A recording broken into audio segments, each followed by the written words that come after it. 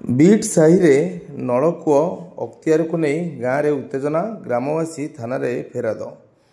Sukinda block ଅନ୍ତର୍ଗତ କଅଁସ ଗ୍ରାମପଞ୍ଚାୟତ beet ସାହିରେ ସାଧାରଣ ଗ୍ରାମବାସୀଙ୍କ ବ୍ୟବହାର ପାଇଁ ବ୍ଲକ ପ୍ରଶାସନ ପକ୍ଷରୁ ପ୍ରତିଷ୍ଠା କରାଯାଇଥିବା ଏକ ନଳକୂଅକୁ ସେହି ଗ୍ରାମର ଚନ୍ଦ୍ର ଖଣ୍ଡାୟତ ଜୋର ଜବରଦସ୍ତ ବାଡ଼ ବୁଲାଇ ଅକ୍ତିଆର କରିବାକୁ ନେଇ ଗ୍ରାମରେ ଉତ୍ତେଜନା ଲାଗି ରହିଛି। ନଳକୂଅ ବେଆଇନ ଦଖଲକୁ ନେଇ ଗ୍ରାମବାସୀ ପଚାରିବାରେ ଶ୍ରୀ ଖଣ୍ଡାୟତ ଗ୍ରାମବାସୀଙ୍କୁ ଦୁର୍ବ୍ୟବହାର କରୁଥିବା ଅଭିଯୋଗ ହୁଏ। ଏପରିକି ସରପଞ୍ଚ ରାଜାରାଣୀ ବେହେରା ଗ୍ରାମକୁ ଆସି ସମାଧାନ ଉଦ୍ୟମ କରିଥିଲେ ମଧ୍ୟ ସଫଳ ହୋଇନଥିଲେ। ବରଂ ନଳକୂଅ ବ୍ୟବହାର ଦ୍ୱାରା ତାଙ୍କର ଘର ସମ୍ମୁଖ ରାସ୍ତା ଓ ଅଗଣା କାଦୁଅ ପଚର ହେଉଥିବା ଦର୍ଶାଇ ସରପଞ୍ଚଙ୍କୁ ପରାମର୍ଶକୁ ଭ୍ରୂକ୍ଷେପ କରିନଥିଲେ।